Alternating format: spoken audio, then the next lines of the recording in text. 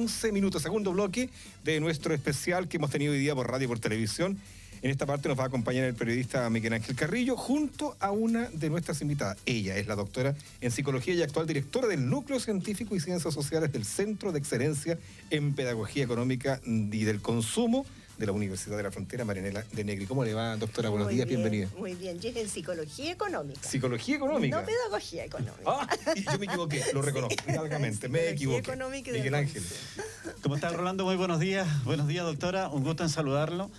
Y yo creo que en general cuando se comienza la semana, y cuando se comenzaba la semana hace unos 7, 8 días aquí en Chile, se revisaba el tema del índice económico, la unidad de fomento, cómo está el dólar, diversos índices que estaban estableciendo cómo iba a ir la semana, cómo estaba nuestro país.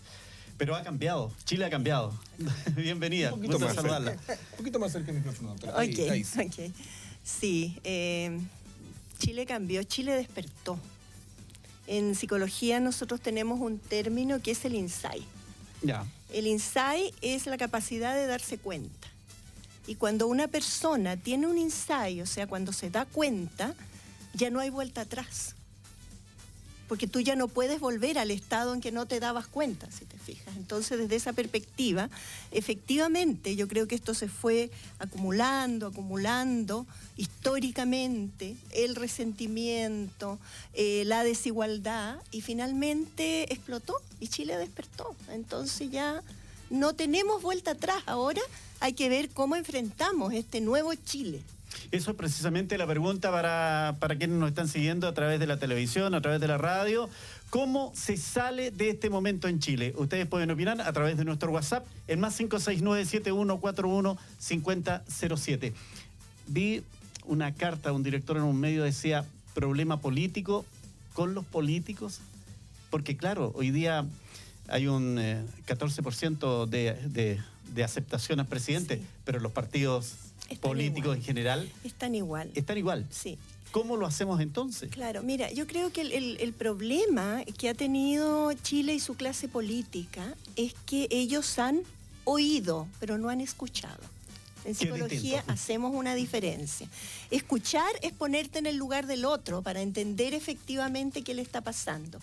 Oír puede ser incluso oírte a ti mismo y dar las soluciones que tú piensas que el otro necesita. Y eso ha pasado en Chile, o sea, tenemos una clase política en general, y ahí incluyo también al gobierno, que no ha sabido escuchar lo que la ciudadanía realmente necesitaba. Chile, a partir de la dictadura y de la instalación del modelo económico neoliberal, le vendió un sueño a la gente. Le vendió el sueño del consumo, le vendió el sueño de la felicidad a través del consumo, pero en una sociedad tremendamente desigual. Entonces, ¿qué es lo que hizo? Amplió las brechas, pero homogeneizó las aspiraciones. Y cuando tú homogeneizas las aspiraciones, legítimamente ese gran segmento de los chilenos que está excluido empieza a querer las mismas cosas que quieren los otros. Y no era posible. Y por eso que tenemos las tasas de endeudamiento que tenemos en el país. Nuestro último estudio acá en Temuco mostró que hay familias que dedican el 80% de sus ingresos solo a pagar deudas. Entonces tú comprenderás que eso era insostenible. Ahora, yo creo que en este momento la única solución son cambios estructurales, no cosméticos. ¿Cosmético sería el gabinete de hoy día? Eso es cosmético. Eso es cosmético. Cosmético, aun cuando puede ser muy importante para ese segmento que sí la tienen, es decir, ya vamos a aumentar la pensión solidaria. Pero ¿y qué pasa con el resto? ¿Qué pasa con, por ejemplo, esos profesores que jubilaron con 140.000 pesos? Entonces tú tienes que hacer cambios estructurales. ¿Qué es lo que quiere la ciudadanía? Quiere cambios a nivel de la previsión, efectivamente, poder soñar con un futuro cuando jubilen. Quiere cambios en educación, que nuestra educación efectivamente responda y no sea segregadora. Quiere cambios también en la salud. Tenemos una salud pública que no da abasto. Y quiere cambios en el sistema político. ¿Y cuál es el gran cambio que yo creo que el país tiene que enfrentar? Sí o sí, es una nueva constitución. Una nueva constitución participativa. Me llama la atención porque desde un tiempo a esta parte, desde la última semana, uno ve, conversa con autoridades, tanto de gobierno, políticos de uno u otro sector, y todos están convencidos de que el sistema ya no da más, que es necesario revisar la Constitución, que es importante poder hacerle cambios estructurales al modelo económico. Incluso hoy día el intendente sale hablando en el diario Austral, y me parece una autoridad de un gobierno que no es de su perfil. ¿Qué ha pasado? ¿Ha penetrado tanto este llamado de la comunidad? Ay, yo soy un poquito escéptica, Miguel Ángel. Sí. Escéptica sobre todo de la clase política. De pronto esto pueden ser palabras de la clase política. Yo creo que la clase política está repitiendo mucho de lo que la ciudadanía querría oír, pero no efectivamente, no están entendiendo el fondo del asunto. Escuchan. No están escuchando, no están entendiendo el fondo del asunto. Entonces yo no me confiaría tanto en esto de que sí, necesitamos ahora. No, o sea, efectivamente ahora lo que hay que hacer es que hay que llamar a una concertación amplia de la ciudadanía, hay que preguntarle a las bases y de ahí hay que empezar a construir un nuevo modelo, porque el modelo económico neoliberal se agotó, entró en crisis. Lo comentábamos en la mañana, Miguel Ángel, las tarjetas nos acogotaron a todos, digámoslo, un buen chileno. Sí. Estamos, como decía la doctora, con un 80% de nuestros ingresos metidos en deuda. No hayamos qué hacer. El sistema nos estrangula de tal manera, en salud, en educación y en todo, porque fíjate que hoy día yo no podía creer, doctora, que un estudiante cuando ya entra, cuando nace un niño ya debe 5 millones de pesos, cuando está naciendo. ¿Sí? Entonces, no podemos, la gente ya no aguantó más, no resistió más el sistema. Estamos hablando, parecen muchos críticos hoy día, ¿para cuánto tiempo más o menos podemos ordenar la casa? ¿En cuánto tiempo más? No me atrevería a decir en cuánto tiempo más, mientras no haya una respuesta contundente de la clase política. Mientras la ciudadanía efectivamente nos sienta de que fueron escuchados. ¿Y cuál va a ser la respuesta de ellos? Bueno, va a ser los mismos personajes, a lo mejor rebajándose el sueldo, demostrando gestos. No, es que esos gestos no sirven para nada. O sea, incluso yo te digo, puede ser un gesto interesante, claro, el que los parlamentarios se rebajen el sueldo, pero eso no arregla nada. Porque en el fondo, la idea no es que tú niveles para abajo y digas, no, es que entonces ahora todos vamos a ganar poco. La idea es que niveles para arriba. Y que esa gente que está viviendo, los ancianos que están viviendo con 140.000 pesos, o la mayor parte de las familias de Chile que viven con 400.000 pesos, se les muestre una realidad distinta.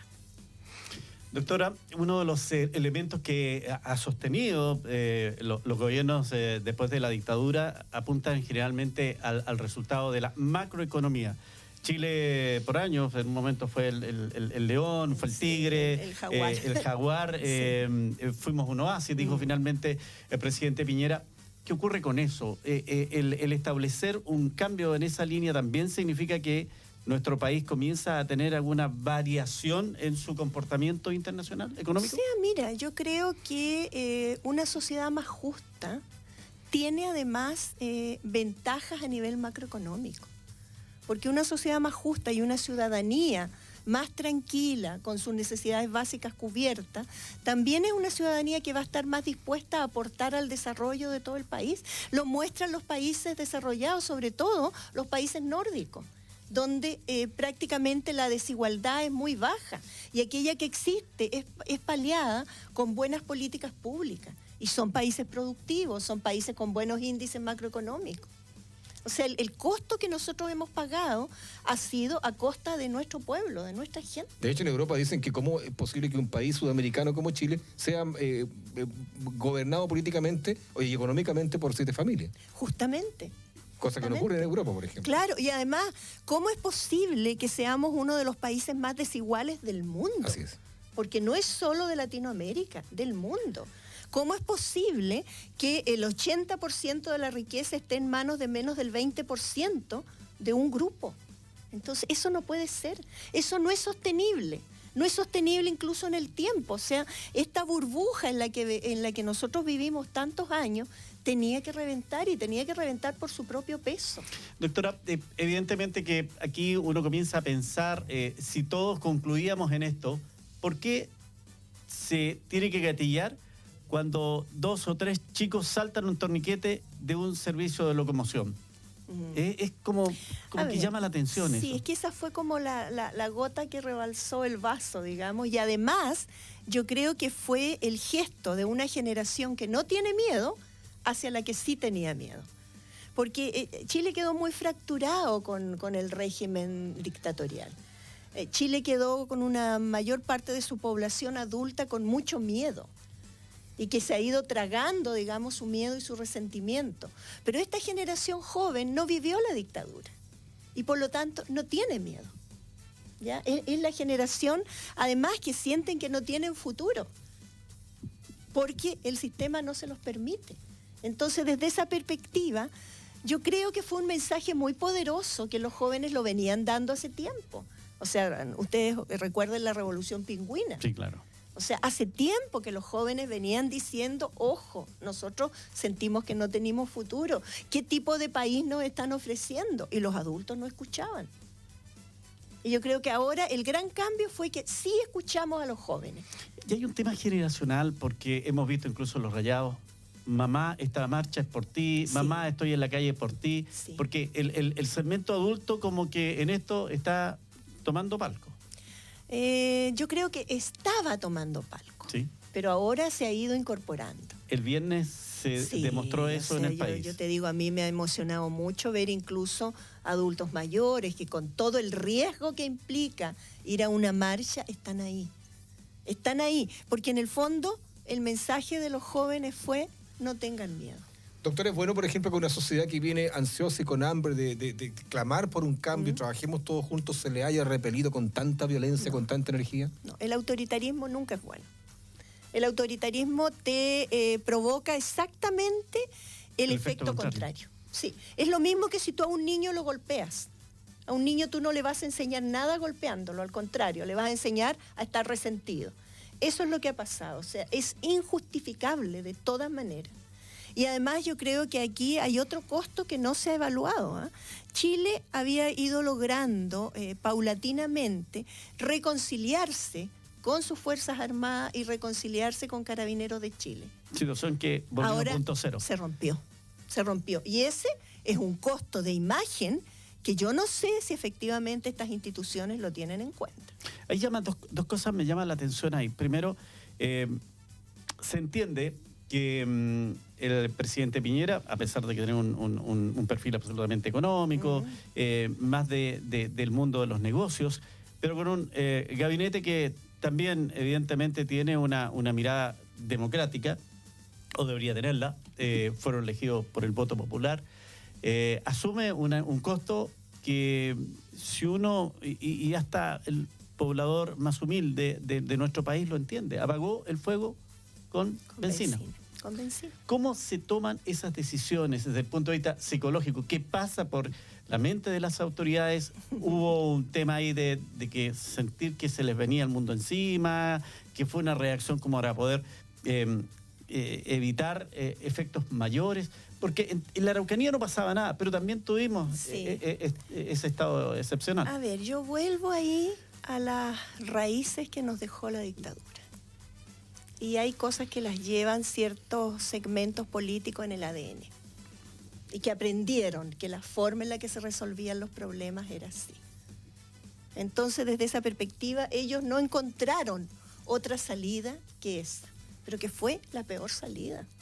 Porque además, si bien tú dices fue elegido democráticamente, no podemos olvidar que fue elegido con el 27% real de la población que votaba.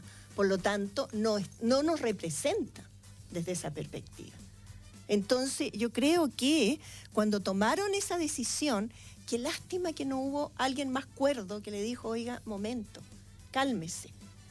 Porque si tú piensas, además, el tema de la violencia, sobre todo en los primeros días, conversaba el otro día con alguien, con un analista político, y me decía: pero mira, si los que están en eventos violentos son los mismos que hacían los portonazos, porque disminuyeron los portonazos. Sí, claro. O sea, eran delincuentes. Claro, o sea, había un segmento, un lumpen, claro, que también hay que entenderlo, porque es el segmento que está más segregado de la sociedad, es lo que va a humanar la infraclase, los que no tienen ningún derecho, y la única forma en la que reaccionan es así. Pero no era el 100% de la población, y ahí yo creo, y aprovecho este momento, los medios tienen que hacer un mea culpa también. Porque los medios en el primer momento, ¿a qué le dieron cobertura? A los hechos violentos. Claro. y no a esta inmensa mayoría de gente que estaba protestando pacíficamente. Pero fíjese que acá tuvimos al director regional del Instituto de Derechos Humanos, Federico Aguirre, y él el día miércoles en la noche, que fue el día que comenzó a aumentar la cantidad de gente en la calle, no entendía, no podía entender que ese día hubo 15.000 personas en la calle, no hubiese ningún disturbio, no hubiese ningún incidente. Entonces no lo entendía él. Entonces, claro, yo creo que todos se fueron de alguna manera sorprendiendo cómo la comunidad comenzó a aislar a los elementos violentistas y manifestarse en lo que ellos querían. Sí, pues sí, pero es que si la gente, el común de la gente siempre ha sido pacífico. Es como la gente que ayer hizo esa marcha monumental en Viña y que fueron reprimidos, pero ferozmente, cuando eran familias las que marchaban con niños. Entonces, cuando tú sigues empleando la represión, es que no entendiste nada. Absolutamente. Y lo otro, como usted bien lo decía, el tema de la relación cívico-militar. A mí me llama la atención también el hecho que en una semana 20 muertos y una cantidad de personas lesionadas, denuncias de hasta violaciones. Sí. ¿Cómo se siente esa situación tan rara? Primero uno veía cómo sacan a los militares y colocaban una patrulla de 20, 30 militares frente a una plaza para que le dijeran de todo. Sí. Y el militar ahí tenía que estar pacíficamente. Entonces, como que en el día recibía todo y parece que en la noche se descargaba. Claro, pero es que además tú tienes que pensar en una cosa. Los militares están preparados para la guerra.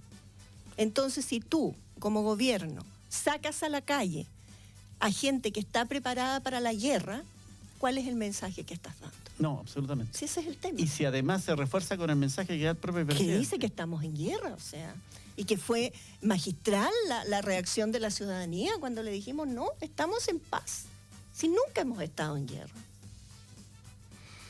Pero esta gente, yo creo que, yo no sé, lo voy a pensar quizá en una forma inocente, doctor, esta gente no obedece órdenes, porque yo creo que si van 100 militares, alguien tendrá que mandarlos, ¿cierto? Alguien tendrá que decir, disparen, no disparen. Desgraciadamente sí. El colegio de oftalmólogos se quejó más que nunca, hoy día, y con razón. 20 y tantas personas con los ojos reventados, más de 120 con daños oculares permanentes, crónicos. Sí. Fue una cosa disparar y disparar en la cabeza, no, o sea, no había protocolo nada. Ahí está claro de que no es el militar sin grado. O sea, alguien hay detrás que le dice reprima, alguien hay detrás que le dice, mire, aquí hay que actuar así. Y eso ya lo vivimos en la dictadura. Porque habían carabineros y militares que decían, oye, nosotros somos chilenos, igual que usted, no les vamos a hacer nada. A lo mejor venía la orden, como también me acuerdo que en otras épocas venían órdenes y contraórdenes. Sí, pues sí, ese es el mismo mecanismo. Sí, yo creo que lo más triste, y aquí va a quedar una memoria muy triste en Chile, lo más triste es que revivimos todos los horrores de la dictadura.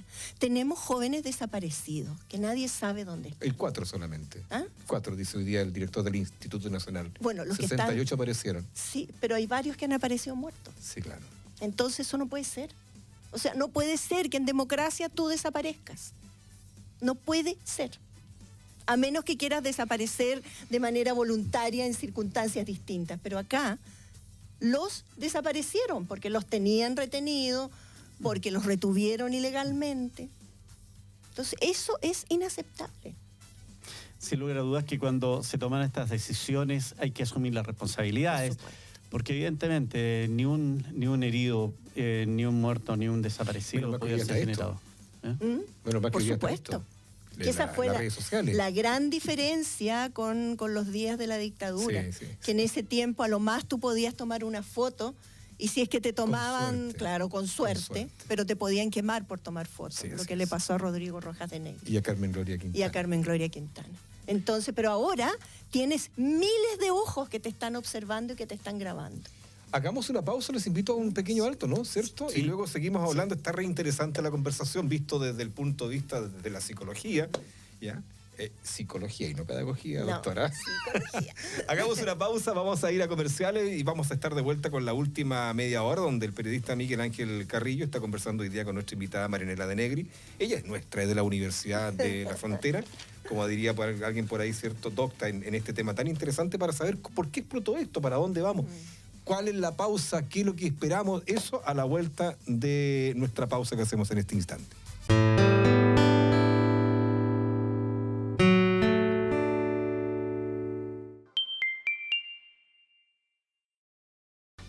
Ya estamos de vuelta para ir con el último bloque, ¿cierto? En esta interesante conversación hemos tenido una pauta especial hoy día distinta, radio televisión, con nuestros invitados, y en esta oportunidad hablamos con la doctora Marianela de Negri. Ella es psicóloga de la Universidad de la Frontera, para resumir un poquito, y para quienes recién se están integrando a nuestra sintonía. Miguel Ángel Carrillo. Uno de los elementos que marcaron estos días, particularmente los primeros, cuando se establece este estado excepcional en el país, fue, y bien dice usted, la memoria colectiva. Pensar en el desabastecimiento. La gente se apresuró a los supermercados, fue a hacer el pedido anticipado del mes. Servicentros. Y Servicentros, el combustible y todo ello. Y evidentemente generó un alza de precios que, si uno lo comienza, en lo personal pude darme cuenta cómo el tarro de leche nido de 1 kilo 200 gramos de 3.900 que estaba hace un mes atrás, hoy día vale 5.200. Sí. Ha habido un alza desmesurada en los artículos y que la gente lo está comenzando a darse cuenta.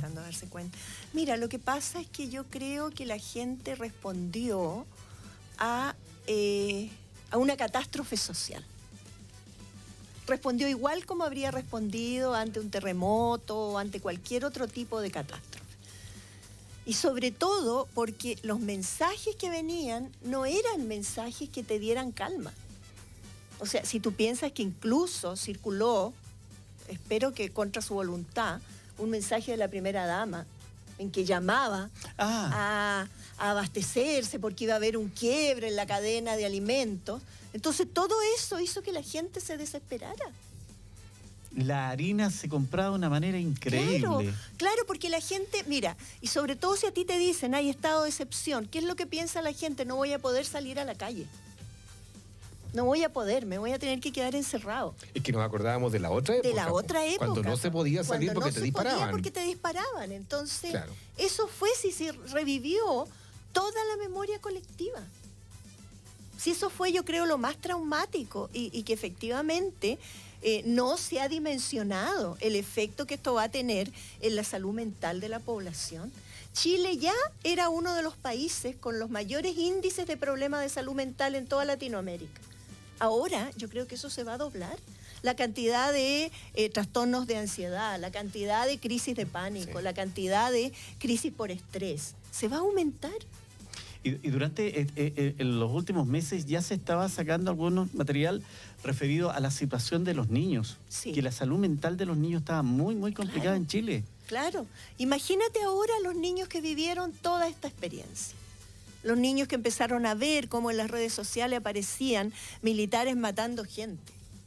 O sea, ¿cómo van a reaccionar esos niños? O sea, yo creo que el gran daño, además, que se hizo es que nuevamente se instaló esta memoria tan traumática en toda una nueva generación. Y eso no se ha dimensionado. Yo tengo 2 hijos de 24 y 27, le contaba cómo había sido el 73, yo tenía 14 años. Y claro, ellos habían crecido con eso. Y hoy día se enfrentan a eso y me dicen, papá, disparaban de verdad, pero en la otra época era más abajo el cuerpo, no quedabas parado, tú quedabas más o menos botadito. Claro. El teléfono salvó a usted, chiquillo, hoy día. Sí. Celular. Sí, yo eso mismo le decía, yo tengo un hijo de 19 años. Y cuando empezó a ir a las marchas, yo le dije, mira hijo, una cosa que tú tienes que tener clara es que ustedes son la generación, además de los videojuegos, son la generación del Call of Duty, son la generación de esa de donde tú efectivamente, los militares aparecían en el Call of Duty, pero era un juego. Esto no es un juego, le dije. Estos disparan y matan. Así que tienes que tenerlo en cuenta. Pero los jóvenes lo asumieron de una manera. Yo te digo, mi hijo, su vida ha sido en estos días comer, dormir, marchar, comer, dormir, marchar. Eso es lo que ha hecho. Y yo le pregunto y le digo, hijo, ¿por qué? Mamá, porque hay que hacer algo. Porque el país no puede seguir así. Y porque nosotros no tenemos futuro en este país. Y es muy duro escuchar que tu hijo te diga, yo no tengo futuro en este país. Doctora, de ahí se puede entender esta imagen que se ha puesto de jóvenes que egresan de la universidad que dicen que no están en la idea de casarse, de tener hijos, de establecer una relación, sino que avanzar en otra mirada de la vida. También. Claro. ¿Hay algo de ahí? Hay algo de ahí, porque efectivamente, mira, lo que hace en el fondo el modelo económico neoliberal es que te rompe el relato colectivo. Te rompe el relato colectivo y te instala un relato individualista. Y cuando tú instalas un relato individualista, la persona siente que toda la responsabilidad sobre su vida está en ella misma, porque nadie va a venir a acogerla, nadie va a venir a apoyarla, porque ni siquiera hay un tejido social que la apoye y que efectivamente le diga, mira, si tú por el momento no tienes trabajo, vas a tener estas alternativas. Y eso es lo triste. Ahora, ¿qué es lo hermoso de este movimiento? Que este movimiento logró despertar nuevamente la conciencia colectiva. Y pasamos de un individualismo feroz a una conciencia colectiva, a tener de nuevo un metarrelato social que efectivamente te dice, podemos hacer algo y lo podemos hacer todos juntos como sociedad. ¿Cómo salimos de esto en orden a que con quién conversamos? Porque este movimiento que está en la calle no es orgánico, no hay un líder regional, nacional. ¿Con quién conversa o con quiénes se va a establecer una mesa de pacto social que se ha hablado tanto estos últimos días? Mira, yo creo que lo primero es que aquí la clase política se tiene que olvidar de las antiguas fórmulas. O sea, ya no puedes hacer tú un pacto social a puerta cerrada entre la propia clase política, porque la gente no los va a escuchar. ¿Cabildos entonces? ¿Asambleas? Cabildos. Hay que recuperar esa vieja tradición que tenía Chile desde antes incluso de instalarse como república, que eran los cabildos populares, que ya de alguna manera en las noticias ha ido apareciendo que en distintas comunas la gente de manera autónoma se ha ido reuniendo. Eso es un aprendizaje importante, o sea, hay que recuperar y hay que levantar las propuestas desde la base, desde la gente. ¿Y ahí se la llevan a quién? ¿Al alcalde? ¿Al intendente? O sea, hay que diseñar toda una metodología distinta. Un protocolo, pero distinto. No el tradicional, porque ya nada de lo tradicional te va a resultar. ¿Ya? Ahora, yo creo que la gente todavía respeta bastante sus municipios, porque es lo que siente más cercano. ¿Ya? Entonces, ahí puede haber una muy buena oportunidad de empezar a organizar para que la gente efectivamente vaya expresando sus ideas, expresando sus demandas, y eso vaya de a poco subiendo. Si tú quieres, con una estrategia más piramidal, pero que se sustente en la base. El anuncio que hace el gobierno el fin de semana a través del presidente en orden a hacer estas reuniones, en orden a escuchar a la gente. Sí, pero eso no puede surgir del Ministerio de Desarrollo Social, porque la gente ya no lo valida. Tiene que surgir de los movimientos vecinales. O sea, debe ser al revés. Al revés. El presidente debe haber dicho, a ver, ¿qué quieren? Claro, pues. Por eso te digo, es que la diferencia está entre oír o escuchar. Cuando tú dices, no, es que yo le he dicho al Ministerio de Desarrollo Social que estás oyendo, no estás escuchando, porque estás empleando el mismo viejo parámetro que ya no resulta. Ahora tiene que ser desde la base hacia arriba. Y eso va a hacer que la gente además efectivamente sienta que, por ejemplo, la Constitución lo representa. Y mientras eso siga ocurriendo, la gente va a seguir en las calles, La sin gente duda. va a seguir en las calles, si la gente no se va a ir de las calles. Ya se dieron cuenta de que podían participar. El filósofo y abogado que a quien sigo de repente, yo por ahí lo escucho, Alex Kaiser, ¿cierto? Sí. Me parece interesante la propuesta que él tiene. Dijo que, atención, que esto podría también surgir en Colombia y Brasil. De hecho, Bolsonaro dijo, cuidado, con Brasil los tengo acá. Mira, ayer yo escuchaba a Mujica. Y Mujica, que es muy sabio, decía, efectivamente, ustedes han sido un ejemplo para toda Latinoamérica. Entonces yo creo que esto partió primero. Porque fuimos los primeros en saltar. Tan masivamente. Claro. Ahora, eso no es al azar, porque también el modelo económico neoliberal se instaló de manera feroz inicialmente en Chile. Si nosotros fuimos el gran experimento social de la Escuela de Chicago, ¿te fijas? Entonces fuimos los primeros en reventar. Pero obviamente esto va a ir surgiendo en toda Latinoamérica. después de una ola de gobiernos de derecha que tampoco respondieron, porque la ciudadanía pensaba que iban a responder y ha sido al revés, está revirtiéndose el proceso. ¿Estamos frente a un nuevo orden mundial? Yo creo que sí. A mí me parece interesante esto, doctora, porque sin lugar a dudas la gente, el 27% que votó por Piñera, precisamente buscaba eso, buscaba una solución a sus problemas, buscaba encontrar otra forma de tener oportunidades. Y el gran problema ha sido de que ya en 2 años eso no ha pasado nada. Claro, es que también ahí, Miguel Ángel, hay que entender de que así como yo siempre he dicho que nosotros somos analfabetos económicos, también somos analfabetos políticos. Nosotros no hemos formado a nuestra gente para entender efectivamente cómo se origina, cómo circula y cómo se apropia el poder en nuestras sociedades. No hemos formado a nuestra gente para entender el contrato social. Entonces la gente piensa de que quien tiene el poder es el gobierno. Y eso es falso. Quien tiene el poder somos nosotros. Eres tú, soy yo. Lo que nosotros hacemos es delegarle a alguien. Pero si yo le delego a alguien a través del voto, tengo todo el derecho a cobrarle después la palabra. O si no, a castigarlo después. O a castigarlo, a decirle, mire señor, usted no está cumpliendo. El próximo año vienen elecciones. Sí. Ahí va a haber una manifestación inmensa. Sí. Síntomas. Va a cambiar un poco ahí, me imagino, el paradigma de los candidatos que hasta el momento se aprestaban a la forma normal que tenían ellos para las elecciones. Totalmente. No, si aquí cambiaron todos los paradigmas. Se construyó un nuevo metarrelato. Doctora, me llegaba un WhatsApp y lo estaba leyendo, me decía si alguien me puede decir de que la Asamblea Constituyente es la solución al país con la experiencia de Venezuela, ¿cómo lo podemos entender? A ver, yo creo que el tema es que Venezuela también es atípica y se ha manoseado mucho. O sea, de hecho, si tú piensas en las últimas elecciones, ¿cuál era el susto que se le metía a la ciudadanía? No, es que vamos a hacer como Venezuela. Ya incluso se acuñó el término Chilezuela, ¿ya? Venezuela no es un ejemplo típico. En Venezuela han pasado otras cosas, ¿ya? Por lo tanto, tampoco hay que pensar que, porque la Asamblea Constituyente de Venezuela también fue una asamblea poco transparente. Fue poco transparente. Y no es eso lo que se está proponiendo aquí en Chile. O sea, aquí en Chile se está proponiendo donde efectivamente participe toda la ciudadanía, independiente de sus colores políticos. Porque este movimiento, yo creo que de alguna manera lo que hizo fue homogeneizarnos.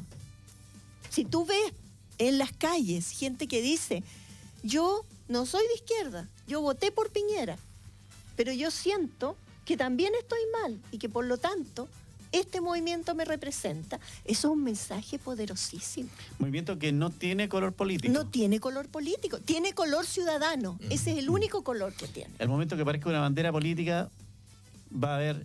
La misma gente la está rechazando. Pero yo he visto, Miguel Ángel y doctora, he visto gente de la Católica, de la U y del Colo juntos, todos, caminando juntos. Justamente, codo con codo. justamente. Y eso era imposible pensar. Eso era imposible pensar.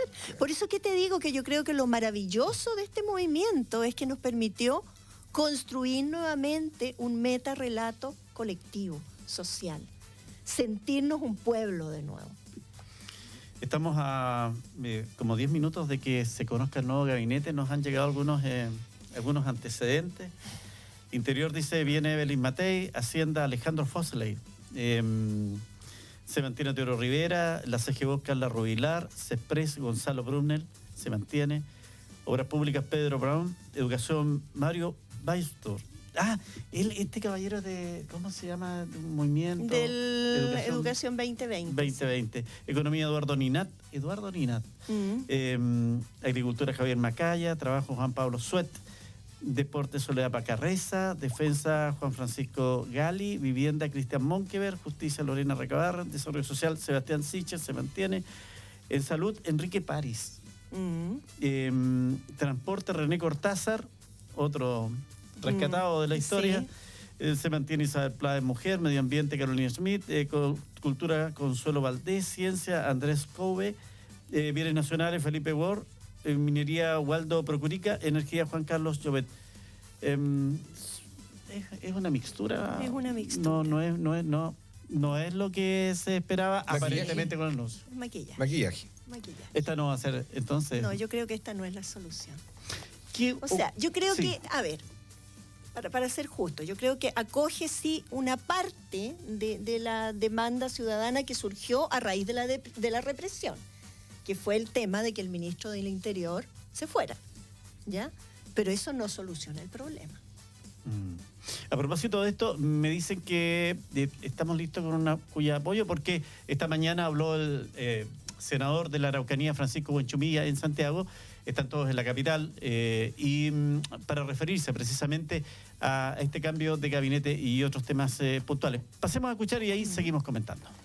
El gabinete puede traer un nuevo aire a la situación política que estamos viviendo, pero no es suficiente. Es importante, pero no es determinante. Es fundamental que el gobierno muestre sus cartas. ¿Cuál es su plan de salida? ¿Cuáles son sus objetivos políticos en el corto y mediano plazo? Para que la oposición sepamos a qué tenernos, porque en definitiva toda esta manifestación social, lo que hemos visto, tiene que traducirse en cosas concretas en el Parlamento respecto de todas las leyes que tenemos que modificar y aprobar. Entonces creo que a partir del cambio de gabinete vamos a tener un nuevo escenario que yo espero que pueda ser una válvula de escape a la situación de crisis que hoy día estamos viviendo. ¿Cuánta disposición hay desde la oposición, cree usted, para poder avanzar en esos proyectos, en el entendido que hay que llegar a consensos para sacar adelante lo que la ciudadanía está demandando? Bueno, la gente lo que quiere de nosotros los políticos que de una vez por todas nos pongamos de acuerdo en los cambios que hay que hacer. Pero para eso, y hablo a título personal, es muy importante no equivocarse en el diagnóstico, porque si alguien cree que esto es simplemente una coyuntura y rápidamente se va a esfumar, a mi juicio va a cometer un error. Aquí lo que está en cuestionamiento es el tipo de sociedad que hemos organizado los chilenos en los últimos 30 años, el tipo de capitalismo y de modelo neoliberal, libre mercadista que hemos llevado a una sociedad abusiva, desigual. La gente siente que paga los costos y las utilidades se los lleva un grupo pequeño de gente. Es una sociedad muy clasista. Entonces tenemos que tener una sociedad muy inclusiva, potente, pero con mayor justicia para la gente. ¿Qué opinión tiene usted, senador Buenchumilla, sobre la acusación constitucional que quiere presentar el Partido Comunista y el Frente Amplio? Mire, siempre los senadores tenemos un problema con eso, porque esa es una facultad de los diputados. Correcto. Y en el evento de que esa acusación prosperara, pasaría al Senado y nosotros seríamos jueces. Entonces, yo prefiero no pronunciarme respecto de una situación que es facultad de los diputados y en la cual yo después tendría que resolver como juez, de tal manera que ellos tendrán que ponderar si más allá de las facultades jurídicas que ellos tienen, lo que tienen que ponderar son los elementos políticos que conlleva una acusación constitucional en orden a la oportunidad, al mérito, si es necesario, qué es lo que aporta, qué se persigue con eso. Bueno, esas son cosas que tienen que pensar los diputados. Muy bien, de 3 temas interesantes. Vamos por el último. ¿Es válida la acusación constitucional que se está anunciando contra el presidente? Particularmente contra el ministro Chadwick, pero también va al presidente. Sí. Hay que responder por los actos políticos. O sea, yo creo que todas las personas tienen que responder por sus actos, ¿ya? Todos. Sean políticos Sean o administrativos. o administrativos, o sea un ciudadano de la calle. Todo el mundo tiene que responder por sus actos. Pero no sé si este sea el momento. Yo ahí no lo tengo tan claro. Yo no quisiera comprometerme a porque podría desviar que la atención. Es que no sé efectivamente qué es lo que va a resolver. Yo no sé qué es lo que va a resolver una acusación constitucional, porque tampoco tengo tan clara cuáles serían las opciones después de esa acusación constitucional. O sea, llamar a nuevas elecciones. Quedar acéfalo, por ejemplo. O quedar acéfalo. Caótico, entonces, desde esa perspectiva no lo tengo tan claro. Yo creo que por el contrario, no hay que focalizarse en eso y hay que focalizarse desde la clase política en cómo respondemos efectivamente a lo que la gente quiere. Volvemos al comienzo. No están escuchando. No. Ahí se demuestra un sector político chileno que en realidad no está entendiendo cuál es el mensaje y cuáles son las prioridades que hoy día quiere Chile. Claro, es que mira, también yo creo que hay que entenderlo desde la mirada de la psicología y desde la propia psicología. O sea, es como decimos en chileno, se les movió el piso a todos. Entonces no tienen respuestas, porque este nuevo escenario exige nuevas respuestas. Y eso no es fácil. No es fácil para una clase política que se acostumbró a funcionar de una determinada manera. y con ciertas herramientas en particular. Veía en un debate televisivo el fin de semana donde se le enrostraba de alguna manera a dos senadores que estaban ahí y le dijeron, ¿ustedes creen que van a ser los mismos que hoy día vienen a solucionar este tema cuando hace 5 años, cuando aparece el tema del financiamiento a los partidos políticos, crearon una comisión, se estableció una investigación y que al final quedó en nada? Claro. Es que mira, yo creo que ahí, y en esta misma línea de la diferencia entre oír y escuchar, yo creo que nuestra clase política tampoco tiene claro el contrato social. Tampoco entienden que el poder no es de ellos. Se generó una casta, una especie de casta, que incluso en muchos casos es heredable. Porque tú tienes a uno que le hereda después al hijo, al sobrino, al nieto, a quien sea. Y eso es no entender que yo estoy ahí porque hubo un montón de gente que me dijo, mire, mi poder yo se lo transfiero temporalmente para que usted actúe para que yo efectivamente tenga una mejor calidad de vida. El poder del voto. El poder del voto. Pero fíjese que llega a esta situación a tal extremo que un diputado de la región dice que él hizo una inversión para ser diputado. Es que ese es el problema del modelo económico neoliberal, porque todo se transforma en inversión y todo se transforma en un bien de consumo. No olvidemos que hay algunos que han dicho también que la educación es un bien de consumo.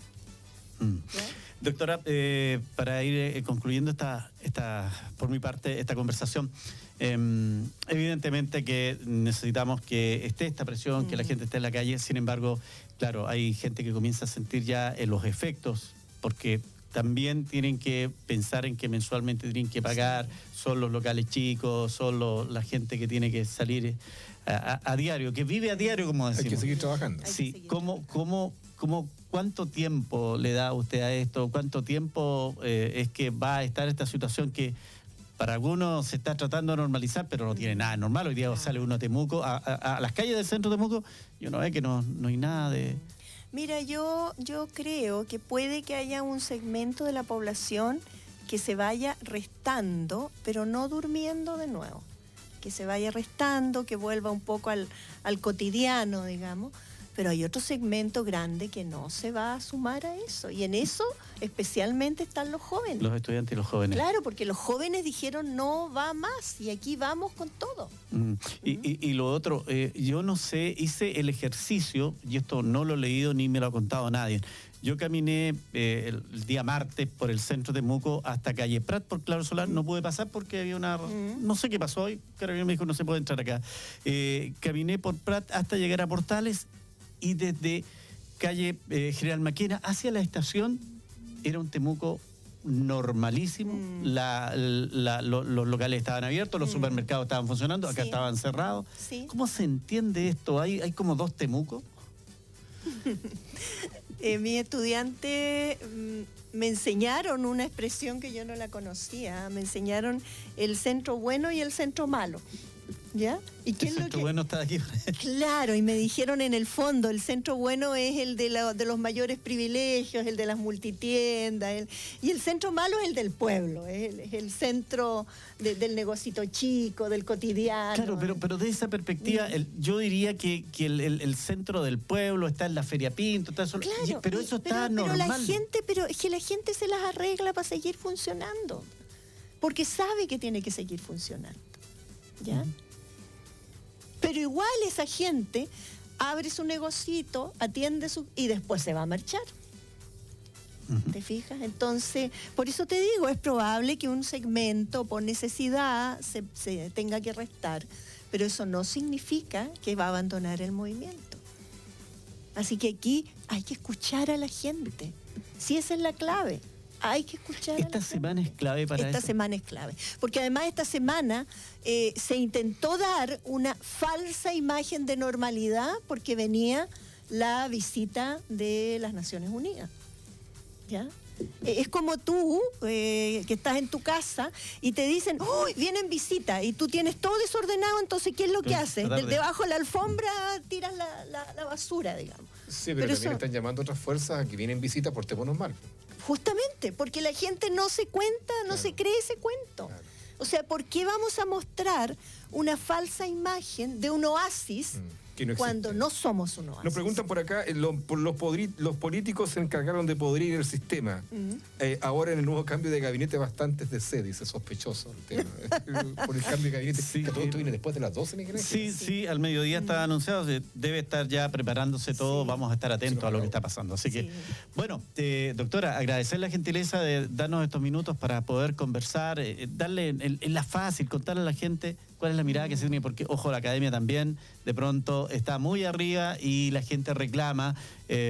Lo veía en esta reunión con los rectores que hubo el fin de semana, donde hubo un mea culpa también de que como que las universidades, en general, el conocimiento ha estado muy alejado. Sí, pero mira, yo creo que la UFRO que tenemos actualmente no es la misma UFRO que teníamos antes. O sea, tenemos en este momento una universidad pública y estatal que entiende las demandas del contexto donde está situada. Así que desde esa perspectiva yo creo que también desde la academia podemos aportar justamente con lo que sabemos para hacer estos análisis, para entregar nuevas miradas, ¿te fijas? Pero ya la UFRO no es la Torre Marfil. De hecho, la UFRO se bajó. De hecho, esta mañana en Medicina hay un encuentro ciudadano ahí de conversación. Sí. Sí. Muy bien, pues. Seguiremos conversando. Doctora, un gusto. Listo, pues, que le vaya muy bien. Marianela de Negri también en conversación con nosotros. Miguel Ángel Carrillo. Nos separamos. Mañana vamos a estar nuevamente unidos. Ahí les vamos a avisar oportunamente. De 10 de la mañana en adelante. ¿Cuál cámara?